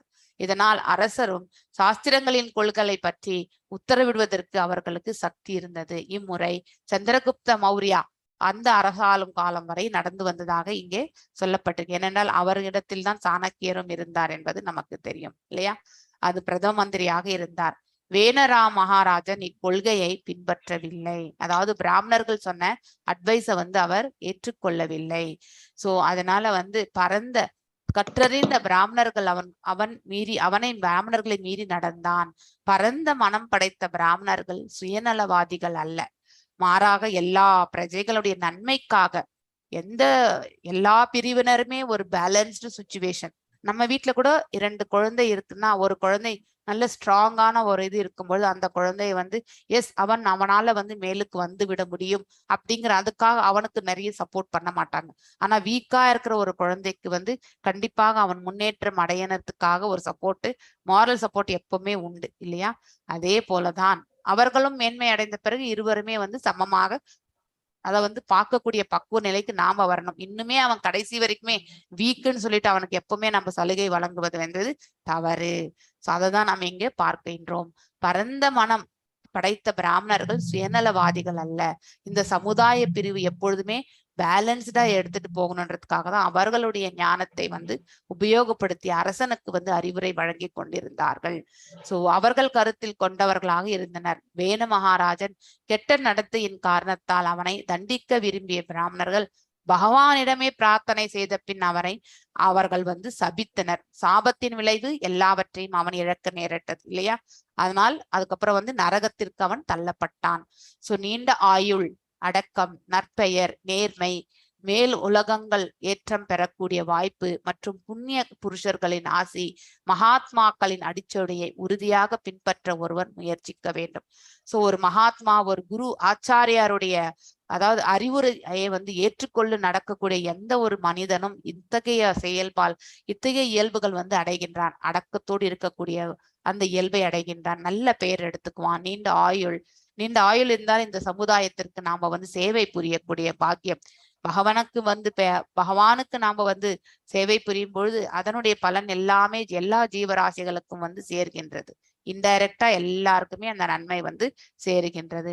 மேல் உலகங்களில் ஏற்றம் பெற, அதாவது அந்த ஸ்பிரிச்சுவல் வேர்ல்டுக்கு செல்லக்கூடிய அந்த பாக்கியத்தையும் அவன் வந்து பெற வேண்டும்.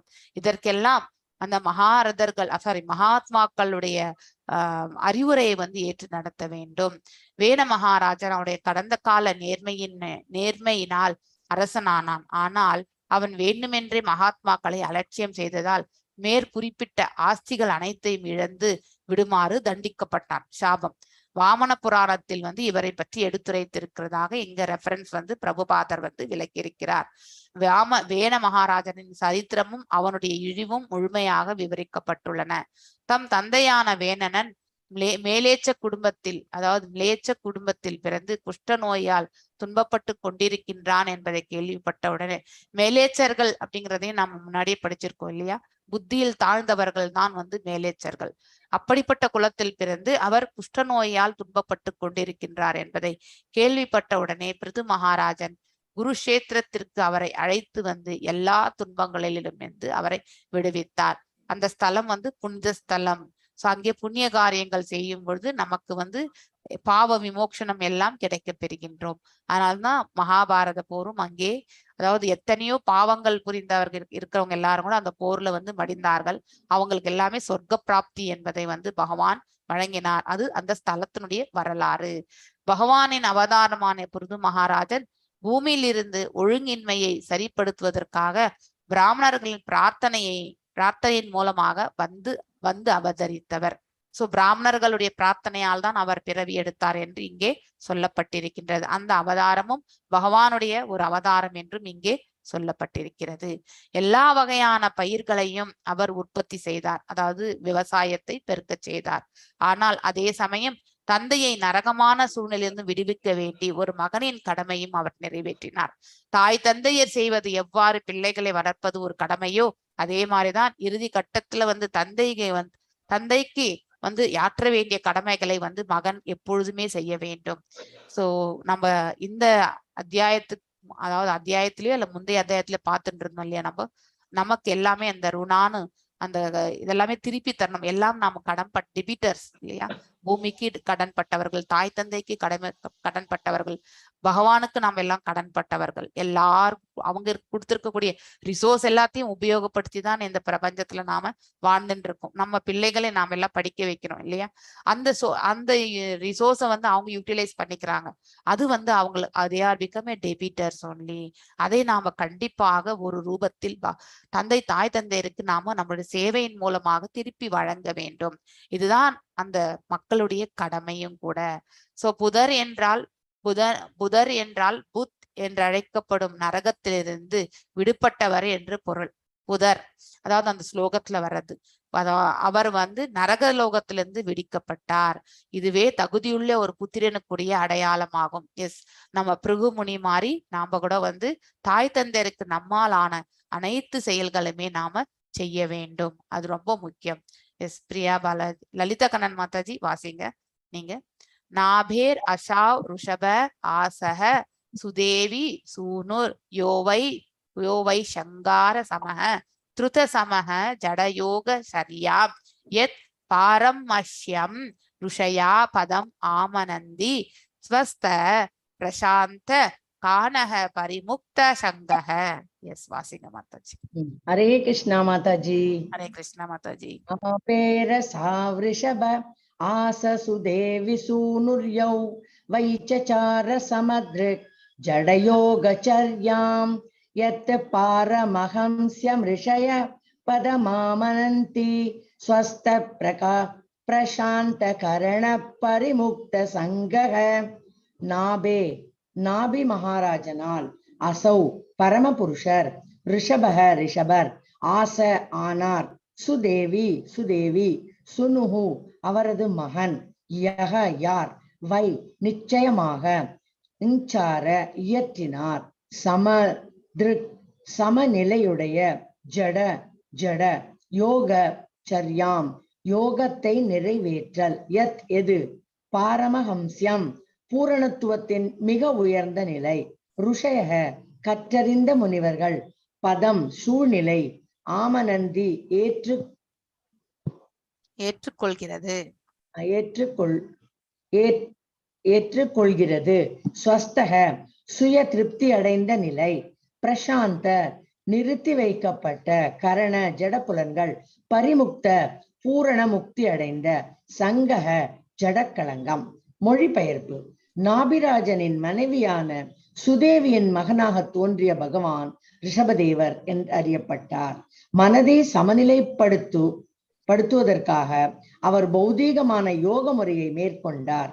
இந்நிலையும் கூட முக்தியின் பூரணத்துவ நிலை என ஏற்றுக்கொள்ளப்படுகிறது. இந்நிலையில் ஒருவர் தமக்குள் நிலை பெற்று பூரண திருப்தி அடைகிறார். பொருளுரை.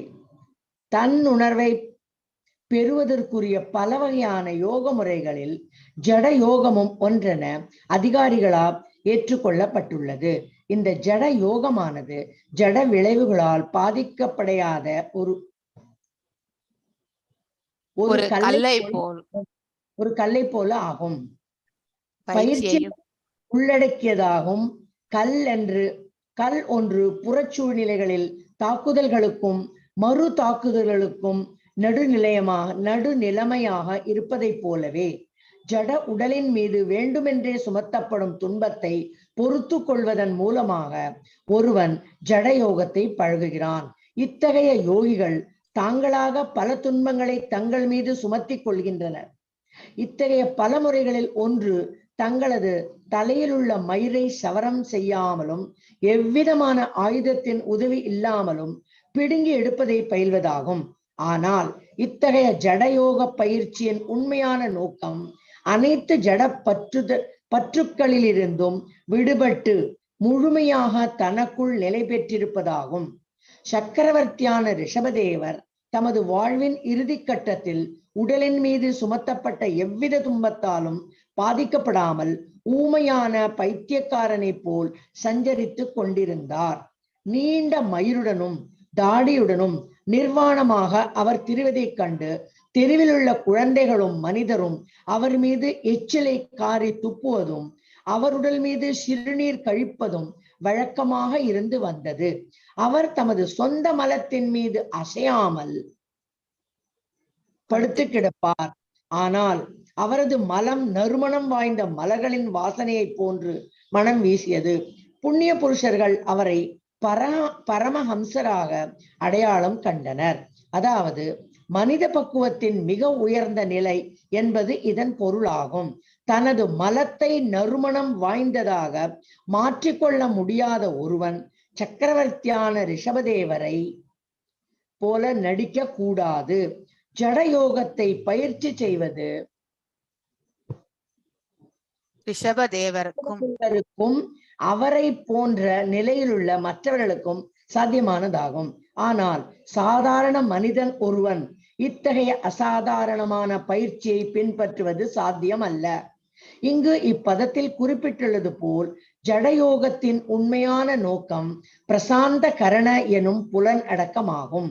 சுயேட்சையாக விடப்பட்ட ஜடப்புலன்களை கட்டுப்படுத்தி தன்னுணர்வுக்கு ஒருவனை தயார்படுத்துவதே யோகங்களின் நோக்கமாகும்.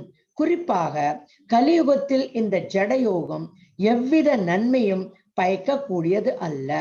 ஆனால் பக்தி யோக பயிற்சி இந்த யுகத்திற்கு மிகவும் பொருத்தமானதாக இருப்பதால் புலனடக்கம் சாத்தியமாகிறது. ஸ்ரீமத் பாகவதத்திலிருந்து செவிமடுக்கும் முறை யோகத்தின் மிக உயர்ந்த பூரணத்துவ நிலைக்கு ஒருவனை அழைத்து செல்லும். ரிஷபதேவர் நாபிராஜனின் மகனும் ஆக்னீத்ர ராஜனின் பேரனும் பரத மகாராஜனின் தந்தையும் ஆவார். பரத மகாராஜனின் ஆட்சிக்கு பின் இந்த பூமி பாரத வருஷம் என்று அழைக்கப்படுகிறது. ரிஷபதேவருடைய தாயாரின் பெயர் இங்கு சுதேவி என்று குறிக்கப்பட்டு இருந்தாலும் அவர் மேருதேவி என்று அறியப்பட்டார். சுதேவி நாபிராஜனின் மற்றொரு மனைவியாக இருக்கக்கூடும் என்று சில சமயங்களில் கருதப்படுகிறது. ஆனால் மகாராஜா ரிஷபதேவர் மேருதேவியின் மைந்தன் என்று வேறொரு இடத்தில் குறிப்பிடப்பட்டிருப்பதால் மேருதேவியும் சுதேவியும் வெவ்வேறு பெயர்களால் வழங்கப்படும் ஒருவரே என்பது தெளிவாகிறது. ஹரே கிருஷ்ணா மாதாஜி. ஹரே கிருஷ்ணா மாதாஜி. ஹரே கிருஷ்ணா. ரிஷபதேவர் யார் அப்படிங்கறது நாம இந்த இடத்துல மொத்தம் 39 லீலா அவதாரங்களை பற்றி நாம இந்த ஒவ்வொரு ஸ்லோகத்துல ஒவ்வொருத்தரை பத்தி வரும். அதுக்கப்புறம் ஒவ்வொரு காண்டத்திலயுமே வந்து ரிஷபதேவரை பற்றியும் நாம 3rd கேண்டோல படிக்க தான் போகிறோம். ஸோ 3rd and 4th கேண்டோஸ்ல வந்து வராங்க. ஸோ அப்ப நம்ம பார்ப்போம் அதை பத்தி.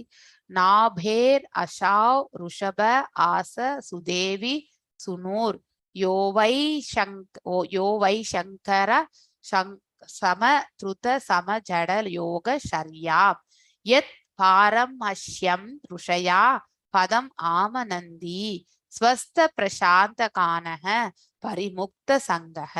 நாபே அதாவது நாபி மகாராஜனால், அசௌ பரமபுருஷர், ரிஷபர் ஆஷ ஆனார், சுதேவி சூனு அவரது மகன், யார் வை நிச்சயமாக அங்சார இயற்றினார், சமத்ருத சம நிலையுடைய ஜட யோகஷர்யாம் யோகத்தை நிறைவேற்றல், எது பராமஷ்யாம் பூர்ணத்துவத்தின் மிகவும் உயர்ந்த நிலை, ருஷயக கற்றறிந்த முனிவர்கள், பதம் சூழ்நிலை, ஆமநந்தி ஏற்றுக்கொள்கிறது, ஸ்வஸ்த சுய திருப்தியுடைய நிலை, பிரசாந்த நிறுத்தி வைக்கப்பட்ட, கரண ஜட புலன்கள், பரிமுக்த பூரண முக்தி அடைந்த, சங்க ஜடக்கலங்கம். சோ அதாவது நாபிராஜனின் மனைவியான சுதேவியும் மேருதேவியும் ஒரே பெயர்கள் என்று இறுதியில வந்து பிரபுபாதருடைய விளக்க உரையில வந்து அவரால் ஜஸ்டிஃபை பண்ண முடிஞ்சிருக்கு. அவருடைய ரெஃபரன்சஸ் வச்சு சொல்லிட்டு இருக்கார். சோ சுதேவி வேறல்ல, மேருதேவி வேறல்ல. சோ நாபிராஜனுடைய மனைவியான சுதேவியின் மகனாக தோன்றிய பகவான் ரிஷபதேவர் என்று அறியப்படுகிறார்.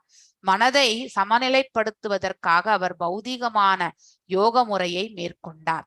அதாவது பௌதீகத்துல நாம என்ன யூஸ் பண்றோம், அதாவது அஷ்டாங்க யோக பயிற்சிகள் எல்லாம் நாம உபயோகப்படுத்துகின்றோம். இந்நிலையில் கூட முக்தியின் பூர்ணத்துவ நிலை என்று ஏற்றுக்கொள்ளப்படுகின்றது. எஸ், அஷ்டாங்க யோக பயிற்சிகளை நாம முழுமை அடையும் பொழுது நம்மளால வந்து பூர்ணத்தினுடைய நிலை, பிரம்ம நிலையை காணும் பொழுது, அந்த சமாதி நிலையை காணும் பொழுது அந்த நிலையை வந்து ஏற்றுக்கொள்ளப்பட்டிருக்கின்றது. இந்நிலையில் ஒருவர் தமக்குள் நிலை பெற்று பூர்ண திருப்தி அடைகின்றனர். அதாவது தன்னிலேயே இன்பம் காணக்கூடிய அந்த நிலையை, பேரானந்தத்தை அவர்கள் வந்து அடைகின்றனர். சோ தன்னுணர்வை பெறுவதற்குரிய பல வகையான யோக முறைகளில் ஜட யோகமும் ஒன்று என அதிகாரிகளால் ஏற்றுக்கொள்ளப்பட்டிருக்கிறது. சோ அது ஒரு யோக முறை. இது எல்லாமே யோக பயிற்சிகள் தான். ஒவ்வொரு யோகா சென்டர்லயும் ஒவ்வொரு விதமா சொல்லி கொடுக்குறாங்க இல்லையா. சோ அந்த டிஃப்ரெண்ட் வெரைட்டிஸ் யோகத்துல வந்து எத்தனையோ முறைகள் உண்டு. அதுல ஒரு முறை இது. சோ பதாஞ்சலி முறை ஒன்று இருக்கு. அது மாதிரி இது ஜட யோகமானதும் இன்னொரு முறை. சோ ஜட விளைவுகளால் பாதிப்படையாத ஒரு கல்லை போல ஆகும் பயிற்சியை வந்து உள்ளடக்கியதாகும். அதாவது நமக்கு என்ன நடந்தாலுமே இந்த பௌதீகத்துல வந்து எல்லாம் செயல்பட்டு கொண்டிருக்கின்றது, அதற்கும் நமக்கும் எந்த சம்பந்தமும் இல்லை அப்படிங்கிற அந்த பக்குவ நிலையை வந்து அடையக்கூடிய தன்மைதான் இங்கே எடுத்துரைக்கப்பட்டிருக்கிறது. கல்லென்று புற சூழ்நிலையின் தாக்குதல்களுக்கும் மறு தாக்குதலுக்கும் நடுநிலைமையாக இருப்பதை போலவே ஜட உடலின் மீது வேண்டுமென்றே சுமத்தப்படும் துன்பத்தை பொறுத்து கொள்வதன் மூலமாக ஒருவன் ஜட யோகத்தை அதாவது பழகுகிறான் என்று இத்தகைய யோகிகள் தாங்களால் பல துன்பங்களை தங்கள் மீது சுமத்தி கொள்கின்றனர். இன்றைக்கு கூட நம்ம வந்து இந்த மாதிரியான நிலையில வந்து இருக்கக்கூடிய சித்தர்களை வந்து நாம பார்க்கின்றோம் இல்லையா. சுவாமி மலை கிட்ட இந்த மாதிரி ஒரு சித்தர் வந்து இருப்பார். அவரும் இதே மாதிரியான நிலைதான். சோ அதாவது ஒவ்வொருத்தருமே அந்த ஜட உடலை வந்து இந்த ஜட உடல் கஷ்டங்கள், அவரை பார்த்து எத்தனையோ பேர் எல்லை நகையாடி இருப்பார்கள், கல்லால் அடிச்சிருப்பாங்க. ஆனா இப்போ அவரை வந்து எங்கு பார்த்தாலுமே கீழே விழுந்து வணங்கக்கூடிய அந்த சூழ்நிலையை ஏற்படுத்தி இருக்காங்கன்னு சொல்லிட்டு என்னுடைய ஃப்ரெண்ட் ஃபேமிலி மூலியமா இதை நான் தெரிஞ்சுட்டு உங்களுக்கு பகிர்ந்து கொள்கின்றேன். சோ சுவாமி மலை கிட்ட வந்து இந்த மாதிரியான ஒரு சித்தர் இருக்கிறதா சொல்றாங்க. அவர் யாரிடத்திலுமே எதையுமே வாங்கி சாப்பிட மாட்டார். அவருக்கு ஏதாவது பிடிச்சிருந்தா வீட்டு வெளியில ஏதாவது வச்சிருந்தா அதை எடுத்து சாப்பிட்டு போவார். அந்த மாதிரி ஒரு தன்மை. அதனால அந்த தெருவில் இருக்கிறவங்க, பக்கத்து தெருவில் இருக்கிறாங்களா இந்த மாதிரியான செயல்கள் வந்து ஈடுபடுகிறார்கள். அவரை எங்கு கண்டாலுமே விழுந்து வணங்கக்கூடிய அந்த நிலைக்கு சென்று இருக்கிறார்கள். இது அந்த ஜட யோகமானது. சோ நம்ம அவரை பார்த்த பைத்தியக்காரன் மாதிரிதான் இருப்பாங்களாம். சோ இந்த மாதிரி அப்படின்னா இந்த சூழ்நிலை வந்து அவர்கள் தன்னிலேயே வந்து அதாவது அந்த திருப்தி கொள்ளக்கூடிய அந்த பக்குவ நிலை. அப்ப அதுலயே வந்து ஆனந்தத்தை கொள்ளும் பொழுது அதனுடைய வெளிப்பாடு நமக்கு பார்க்கும் பொழுது பைத்தியக்காரத்தனமான ஒரு சூழ்நிலையாக தான் நமக்கு தெரியும். ஆனால் சித்தர்கள் எல்லாம் அந்த மாதிரியான நிலையில் இருந்திருக்கிறார்கள் என்பதற்கு ஒரு எடுத்துக்காட்டு இங்க ரிஷபதேவரும் வந்து ரிஷபதேவர் வந்து பகவானுடைய ஒரு இன்கார்னேஷன் அப்படிங்கறத இங்க அதாவது சொல்லப்பட்டிருக்குது. யோக பயிற்சிகள்ல ஒரு யோகமா இருக்கக்கூடிய ஜட யோகத்தில் வந்து அவர் நிலை பெற்று வந்து அவருடைய அதாவது எதையுமே அந்த காலத்துல வந்து தலைமுறையை ஷேவ் பண்றது வந்து இருந்ததில்லை. அதாவது தங்கள் கைகளாலேயே வந்து எடுத்துக்கொள்ளக்கூடிய நம்ம ஒரு தலைமுடியை வந்து இழுத்தோம்னா நமக்கு வலி ஏற்படும் இல்லையா? சோ அதையும் வந்து சகித்து கொள்ளக்கூடிய பக்குவ நிலை. சோ தாங்களாக பல துன்பங்களை தங்கள் மீது சுமத்தி கொள்கின்றனர். இத்தகைய பல முறைகளில் ஒன்று தங்களது தலையில் உள்ள மயிரை சவரம் செய்யாமல் அதாவது ஹெட் ஷேவ் பண்ணாம எந்த விதமான ஆயுதத்தின் உதவி இல்லாம பிடுங்கி எடுப்பதும் பயில்வதாகும். இதுவும் வந்து அந்த காலத்துல இருந்திருக்கு. ஆனால் இத்தகைய ஜடயோக பயிற்சியின் உண்மை நோக்கம் அனைத்து ஜட பற்றுகளிலிருந்தும் விடுபட்டு வலியையும் பொறுத்துக்கொள். அது நமக்கு வலி என்று நம்ம நினைக்க கூடாது. ஆத்மாவுக்கு வலி கிடையாது, உடலுக்கு தான் வலி என்பதை நாம புரிந்து கொள்ள வேண்டும். ஆனால் இத்தகைய உண்மையான நோக்கம் அனைத்து பற்றுகளிலிருந்து விடுபட்டு முழுமையாக தனக்குள் நிலை பெற்றிருப்பதாகும். சக்கரவர்த்தியான ரிஷபதேவர் தமது வாழ்வின் இறுதி கட்டத்தில் உடலன் மீது சுமத்தப்பட்ட எவ்வித துன்பத்தாலும் பாதிக்கப்படாமல் ஊமையான பைத்தியக்காரனை போல சஞ்சரித்துக் கொண்டிருந்தார். அதாவது நீண்ட மயிருடனும் தாடியுடனும் நிர்வாணமாக அவர் திரிவதை கண்டு தெருவில் இருந்த குழந்தைகள் எல்லாருமே வந்து பாத்தீங்கன்னாக்கா கல்லு எல்லாத்தையும் எடுத்து எறியக்கூடிய செயல்கள் வந்து செய்வாங்க இல்லையா? அதே செயல்கள் தான் அவரும் வந்து அத்தகைய செயலில் அவருக்கும் வந்து அந்த மாதிரியான இம்பாக்ட் ஏற்பட்டது. சோ அவர் உடல் மீது சிறியர் கழிப்பதும் வழக்கமாக இருந்து வந்தது. அவர் தமது சொந்த மலத்தின் மீதும் அசையாமல் படுத்து கிடப்பார். ஆனால் அவரது மலம் நறுமணம் வாய்ந்த மலர்களின் வாசனை போன்று மனம் வீசியது. புண்ணிய புருஷர்கள் அவரை பரமஹம்சராக அடையாளம் கண்டனர். அதாவது மனித பக்குவத்தின் மிக உயர்ந்த நிலை என்பது இதன் பொருளாகும். சோ அதாவது ஆத்ம ஞானத்தை பெற்றவர்கள் வந்து அவர் வந்து ஒரு பரமஹம்சர் என்று அவர்கள் அறிந்தார்கள். தனது மலத்தின் நறுமணம் வாய்ந்ததாக மாற்றிக்கொள்ள முடியாத ஒருவன் சக்கரவர்த்தியான ரிஷபதேவரை போல நடிக்க கூடாது. மலம் என்பது துர்மணம் தான் அடிக்கும் இல்லையா? ஆனால் இவருடைய மலம் என்பது நறுமணம் என்று இங்கே சித்தரிக்கப்பட்டிருக்கின்றது. அப்படின்னா அவருடைய அந்த யோக பயிற்சியை பற்றி நாம வந்து எவ்வளவு மேன்மையானது என்பதை நாம புரிந்து கொள்ள வேண்டும். சோ அப்படின்னா அவருடைய ஆத்மா வந்து பகவானோட சம்பந்தத்தை ஏற்படுத்தி கொண்டிருக்கின்றது. சோ இஸ் ஆல்ரெடி இன்கார்னேஷன் அப்படிங்கிறதையும் வந்து இங்கே எடுத்துரைக்கின்றது. அவரை போன்ற நிலையில் உள்ள மற்றவர்களுக்கும் சாத்தியமானதாகும். ஆனால் சாதாரண மனிதர் ஒருவன் இத்தகைய அசாதாரணமான பயிற்சியை பின்பற்றுவது சாத்தியம் அல்ல.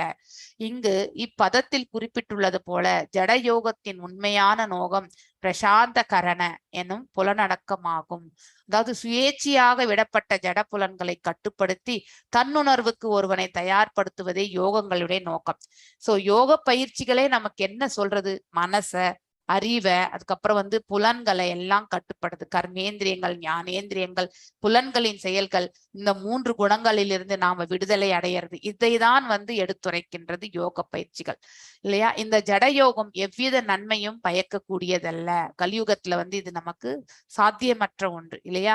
ஆனால் பக்தி யோக பயிற்சி இந்த யுகத்திற்கு மிகவும் பொருத்தமானதாக இருப்பதால் புலனடக்கம் சாத்தியமாகின்றது. ஸ்ரீமத் பாகவதத்தில் செவிமடுக்கும் முறை யோகத்தின் மிக உயர்ந்த பூர்ணத்த நிலை ஒருவனை அழைத்து செல்லும். கேட்பது. சோ நம்ம கலியுகத்திற்கு இந்த மாதிரியான அதாவது ரிஷபதேவர் போன்ற அத்தகைய செயல்களில் நம்ம ஈடுபட முடியாது. பிகாஸ் இப்ப இருக்கக்கூடிய இந்த என்விரான்மெண்டே சூழ்நிலையே வேறு. இந்த சூழ்நிலைக்கு நமக்கு வந்து சங்கீர்த்தனம் ஒன்றுதான் வந்து உசிதமான செயல். அதனால ஸ்ரவணம், கீர்த்தனம், ஸ்மரணம் இத்தகைய செயல்களில் நாம வந்து ஈடுபட வேண்டும். ரிஷபதேவர் நாபிராஜனுடைய மகனும் அக்னித்ரி ராஜனுடைய பேரனும் பரத மகாராஜனுடைய தந்தையும் ஆவார். பரத மகாராஜனின் ஆட்சிக்கு பின் இந்த பூமி பாரத வருஷம் என்று அழைக்கப்பட்டது. ரிஷபதேவருடைய தாயாரின் பெயர் இங்கு சுதேவி என்று குறிப்பிடப்பட்டுள்ளது. ஆனால் அவர் மேருதேவி என்று அழைக்கப்பட்டார். சுதேவி நாபிராஜனின் மற்றொரு மனைவியாக இருக்கக்கூடும் வேற ஒரு இதுல சொல்லியிருந்தாலுமே சோ மகாராஜன் மேருதேவியின் மைந்தன் என்று வேறு ஒரு இடத்தில் குறிப்பிட்டிருப்பதால் சுதேவியும் மேருதேவியும் ஒருவரே என்று இங்க ஜஸ்டிபிகேஷன் வந்து பிரபுபாதருடைய விளக்கத்திலிருந்து நாம புரிந்து கொள்கின்றோம். நானும் இதோட இன்னைக்கான கிளாஸை வந்து நிறைவு செய்கின்றேன்.